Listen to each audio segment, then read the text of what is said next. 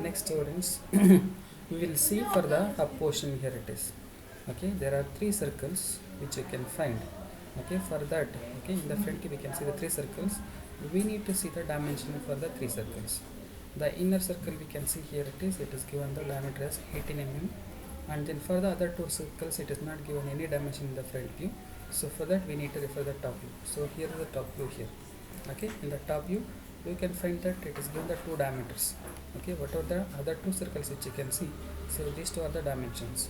Once the inner circle is over, okay, with the 18 mm diameter, the next circle it is 24. Okay, and the last one is, okay, diameter 26. Okay, so now in order to take these dimensions we need to see the section plane. Here it is. When you cut this portion, okay, when you cut this portion along the horizontal axis, so that you can find the section like this for the cut portion. In that case, okay, with respect to this axis, you need to create the profile like this. So draw the straight line and then draw horizontal line and then slant line, and then you need to close the profile. Okay, that I'll be doing here. Later we'll go with the dimension. So here it is, the length of the hub it is 25. The diameter you have seen 18, 24, 26. But here it is coming to the length, okay, it is 25 mm. Okay, that I'll be creating and I'll be showing now. So go here, we got this part here. Now on this plane which you have created, okay, from the center plane you have created at a distance of 150, that will be using the, okay, plane here. So go with the sketch, select this plane, now you need to draw it, the profile. Here it is, what are the, okay, profile which you have seen in the top view. What are the profile which you have seen, okay, the same profile you need to draw it here. Okay, the same profile you need to draw it here. Now taking the dimensions, you need to show all the dimensions. So this is the length of the hub, and here it is from the central axis, okay, to this line it is the inner diameter which you have seen, the diameter 18. So here is the radius, diameter is given as 18. So later we can edit the dimensions. So from the central axis to this point you need to show the dimension. Similarly from the central axis to this, okay, apex point, the corner point which you can see, that you need to show it here. Similarly we have shown dimension here, since this is separate and then this is separate, so I need to show the dimension here. From the center line, always you need to make sure that we are showing the dimension. All the dimensions should start with the central axis. Okay, now we need to change the dimensions. We came to know that inner dimension it is given as diameter is 18. In this case we are showing the diameter, it is, okay, radius it is 9 mm, and then the second diameter we have got it 24. The radius it is 12 mm here.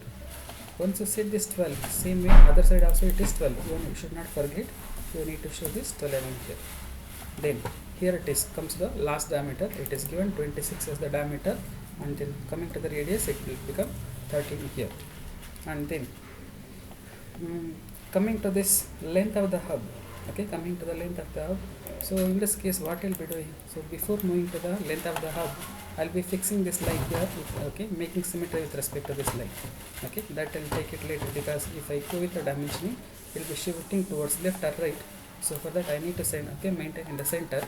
So for that you need to select the first point here, with respect to this line, and then press the control button and select the other end of the line. So okay, those 2 points have been selected, and then similarly by pressing the control button you need to select the vertical axis. In this way you need to select the first point, you need to select the second end point of the line, and then you need to select the reference with respect to which you need to make this line symmetric. Okay, we have selected the vertical axis. Now you need to go with the constraint defined dialog box. So click it here, and then you need to select the, okay, symmetry, and now it will be symmetrically placed. It will be placed centrally here. Now we will be having the freedom to change the dimension. So this length it is 25. Okay, since I have gone with the symmetry here, so for that it retain in its position. Otherwise if it is not taken the symmetry, it will be moved towards left or to move towards right side. Okay, and so this is what, so and then we got the constraint condition. So and then all the lines have been changed to green color. Now suppose if there is any unwanted line, if it is present, in order to check it you need to go to this sketch solving status here. you need to, for any sketch, okay, for the closed profiles, before going with the exit workbench, you need to go with this checking here. Okay, you can check the sketch using this. Go with this, you need to browse the sketch. Okay, you need to browse the sketch and then browse it here. So it is always in the status. Okay, in the status you need to get the ISO constraint status. Okay, all the, okay, whatever the thing which you will be creating, whether it's a line or the point or, okay, whatever the option you'll be using, so those things should be ISO constraint here. Okay, this is the first thing. And second thing is you need to go to the geometry. In the geometry it should be closed status. Okay, it should be closed status. If it is open, then you need to go back or check it. Okay, so in our case we didn't get any, okay, open status here, it is open profile, so we got the closed profile. Now the sketch is ready. Okay, close it now. Now we need to go with the exit workbench. Go with the exit workbench. Now it is the cylindrical part which you can see here. It is a cylindrical part. So for that, in order to get all the cylindrical parts, we need to go with the shaft command. Okay, so go with the shaft command. Go with the shaft command. So it is, okay, it's already taken the sketch, it's already selected here, and then now it is asking students, always you need to make sure that, okay, whatever the thing which is appears in the blue background, it is indicating that it is asking for the inputs. Now it is asking for 360 degrees. Yes, we wanted this, okay, profile should be completed. We need to add the material for the 360 degrees. Okay, for that reason it is asking 360. If you want only 90 degrees or 180 degrees, you can give it. So now in our case we want it for 360 degrees. Now it is asking for the axis. Okay, it is asking for the axis.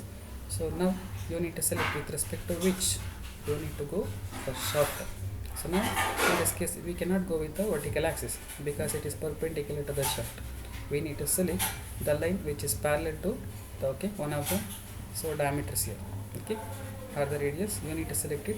Now I cannot select this line horizontal axis, so for that you need to zoom that area here. You need to zoom it so that now you can, okay, select this horizontal axis here. Okay, select the horizontal axis so that you'll be getting the preview. So okay, instead of this preview you can go with the, okay, one more actual preview here. If you click it, you will be getting the, okay, material here. You will be getting the material. Yes, you need to decide whether, okay, you want to have this. Yes, I want to have this. So for that you need to click OK, so that you got the cylindrical surface. Now you can find that there is a gap between the eye section and then hub part here. Okay, so for that, in order to fill it, okay, in order to fill it, you need to go with the command called the pad. Okay, you need to extend this, okay, so that all the edges, okay, all the edges of this eye section or all the corners should be touching this. Okay, by adding the material, so it should fill to this, okay, part. So for that you need to go with the, okay, pad command. Go with the pad. Okay, so in this case you need to add the material. Okay, in order to add the material you need to go with the pad command, and then here it is, don't go with the dimension. Don't go with the dimension, you need to go to up to next. Okay, up to next you need to go here, and then it is asking for the profile. So which profile you need to extend. Okay, I want to extend this eye section here. I want to extend the eye section. In this case I'll be getting this, okay, warning here.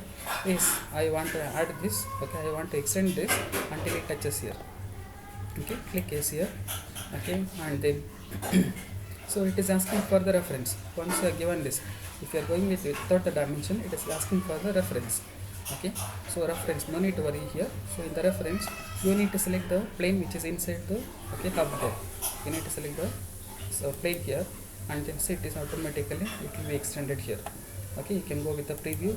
Yes, in this way I need to extend it. No need to worry about that, this, okay, will be flat. Okay, it's a small dimension which will be getting automatic, okay, obviously. So no need to worry about this. Okay, click OK. In this way we need to extend the eye section until it touches this part. Now, so still it is, okay, there is something which is left out. You can see here there is, okay, countersink hole. There is a countersink hole which you can find here. So for this it is given the detail. It's given the detail. It's a oil hole. Okay, it's a simple hole, oil hole with a diameter 3 mm here. Okay, that it is countersink because, okay, using the, so in order to put the oil, it should be some, okay, final kind of thing in the opening of the hole. So for that, in order to provide the funnel, so that it is given the countersink. No need to worry about the countersink, that we can do with the chamfering. So just I need to create the hole with the diameter 3 here. Okay, so go here, I'll be taking this here, and then from here just I'll be drawing one simple hole here. Otherwise there is one more procedure. You need to offset this by a distance of 14, and then take the plane, and then from there you need to create the circle, and then you need to remove. Now using this plane, I can draw the circle with a diameter 3. I can go with a pocket here. Okay, listen. So go with the sketch. Select the plane. You need to create the circle here by taking this origin point as center. You need to create the circle here. Now fix the diameter here. Okay, so for this the diameter is 3 mm here. Diameter is 3. Okay, go with the exit or pinch. Now it is we have created the circle here, and then from there I need to go with the pocket. Go with the pocket. So it is taking towards left. You need to reverse the direction. So it has to towards right side. We have changed the direction. So it is okay. To right length, even it can be more than this. So I will be giving 30 mm here. Okay, it can be more than that. Give 30. Click preview and then click OK. So that we got the hole here. But in our drawing, it is saying that there is a countersink. So nothing to worry. So it is okay. For this hole, we can do the countersink. Go with this chamfer. You can select this by default 1 mm or 0.5. Now in this case 1 mm it is required here. Select only this edge. Select the edge of this hole. And then give 1. Click preview and then click OK, so that you will be getting the countersink hole. So this complete the part here. This complete the circular part which I created. So which is touching the eye section. Thank you.